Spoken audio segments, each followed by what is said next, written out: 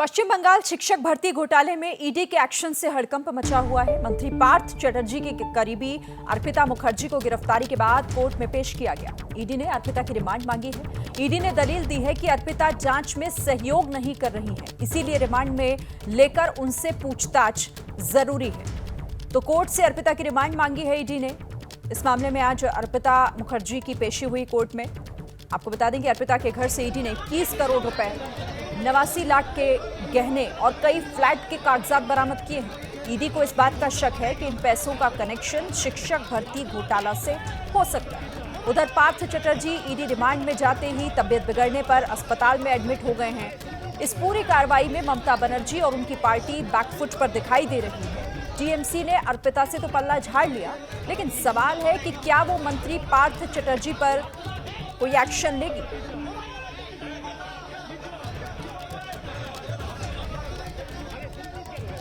इस खबर पर बातचीत करने के लिए सीधे रुख कर लेते हैं मनोज्ञा लोईवाल, हमारी संवाददाता हमें अपडेट लगातार कर रही हैं। मनोज्ञा, इस पूरे मामले ने पश्चिम बंगाल की राजनीति में बवाल ला दिया है।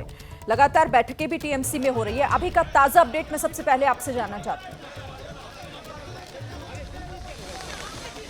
देखिए, अभी बैंशल कोर्ट में सुनवाई चल रही है और ऑर्डर को रिजर्व कर लिया गया है इस आधार पर कि अब क्या ईडी में यानी कि जमानत मिलेगी या नहीं मिलेगी अर्पिता को। अर्पिता इस समय हिफाजत में है ईडी की, लेकिन दो सवाल सबसे ज़्यादा महत्वपूर्ण हो जाते हैं। पहला ये कि जिस तरह से ईडी में उनको अब अदालत में पेश किया गया है, तो ईडी ने अपने शब्दों में इस्तेमाल करते हुए ईडी के वकील ने कहा है कि ये तो सिर्फ प्याज का छिलका है, अभी पूरा प्याज ही छिलना बाकी है। तो आप अंदाज़ा लगा सकते हैं कि ये 20 करोड़ की रकम सिर्फ शुरुआती दौर की है और क्यों इनको हिरासत में रखा जाए, इसकी दलील देते हुए उन्होंने अदालत में कहा है ईडी के वकील ने कि उसका सबसे महत्वपूर्ण बात यह है कि क्योंकि अभी तक के मामले में जितना भी रकम बरामद हुई है और हिरासत में लिया गया है अर्पिता को, उसके बाद वो इसका हिसाब नहीं दे पाई हैं, जिसके कारण उन्हें हिरासत में रखना ज़रूरी है।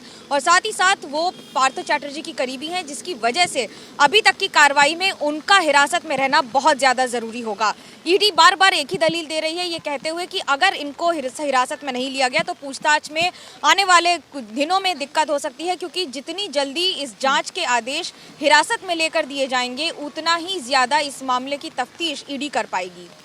ठीक है मनोज्ञा, आप नजर इस खबर पर रखिएगा, आगे भी आपसे हम बातचीत करते रहेंगे। तो इस पूरे मामले को लेकर जो जमानत अर्जी दाखिल की गई थी, फैसला फिलहाल सुरक्षित रख लिया गया है। और साथ ही ये भी आपको जानकारी दे दें कि ईडी ने इस मामले में अर्पिता मुखर्जी की रिमांड मांगी है, आगे पूछताछ करना चाहती है। तो पश्चिम बंगाल शिक्षक भर्ती घोटाला मामले में ममता के मंत्री की गिरफ्तारी के बाद बीजेपी इस पर हमलावर है। बीजेपी आईटी सेल के प्रमुख अमित मालवीय ने सीधे ममता बनर्जी पर उंगली उठा दी है।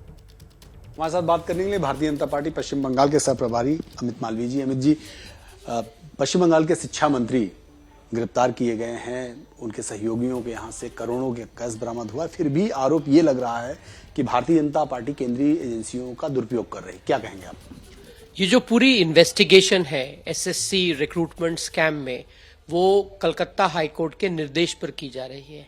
कलकत्ता हाईकोर्ट ने तमाम तथ्यों को देखा, साक्ष्यों को देखा और उसके आधार पर उन्होंने ये पूरे प्रकरण को सीबीआई को सौंप दिया।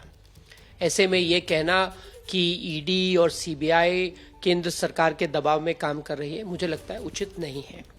और जिस प्रकार की बरामदगी हमने देखी, नोटों का पहाड़ जो पार्थ चटर्जी के सहयोगी के घर से मिला, दसियों प्रॉपर्टी के पेपर्स, फार्म हाउसेस, सोना, जवाहरात, ये जो तमाम चीजें बरामद हुई हैं, इससे स्पष्ट होता है कि बहुत बड़े लेवल पर भ्रष्टाचार हुआ है।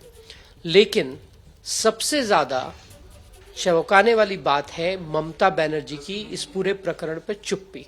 लेकिन बंगाल का सच ये है कि बंगाल की सरकार में कोई भी मंत्री इतना बड़ा भ्रष्टाचार ममता बनर्जी की जानकारी के बिना, ममता बनर्जी की शय के बिना नहीं कर सकता। और अब पकड़े जाने पर क्या ममता बनर्जी अपने आप को दूर करने का प्रयास कर रही हैं। ये वही ममता बनर्जी हैं जो आईपीएस अधिकारी राजीव कुमार के बचाव में सड़क पर उतर आई थी, और ये वही ममता बनर्जी हैं अब इतनी बरामदगी होने के बाद चुप्पी साधे हुए हैं। ये इस बात को दर्शाता है कि ममता बनर्जी जानती हैं कि भ्रष्टाचार हुआ, वो ये भी जानती हैं कि उनकी जानकारी के रहते हुआ, ये वो भी जानती हैं कि जो क्राइम ऑफ प्रोसीड्स है उसके तार उन तक पहुंच सकते हैं, इसलिए वो अपने आप को अलग करने का प्रयास कर रही हैं। लेकिन ममता बनर्जी की चुप्पी अब ज्यादा देर तक चल नहीं पाएगी। तो बीजेपी इस मामले पर ममता बनर्जी को घेरती हुई नजर आ रही है और सीधे सवाल पूछ रही है कि क्या आपको इस बारे में पहले से नहीं पता था? आपकी चुप्पी बहुत कुछ कह रही है। ममता बनर्जी चुप क्यों है इस पूरे मामले पर?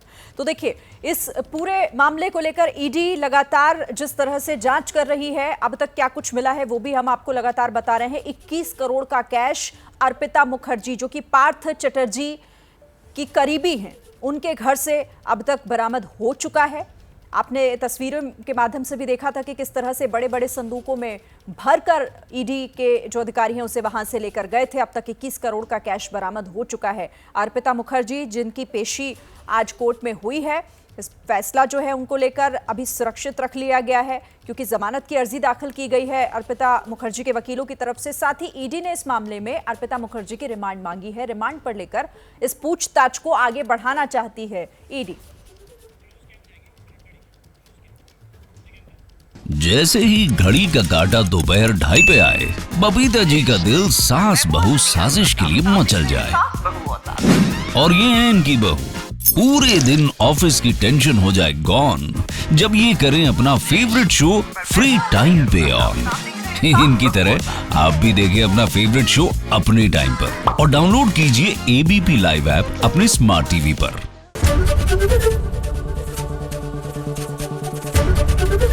एबीपी न्यूज आपको रखे आगे।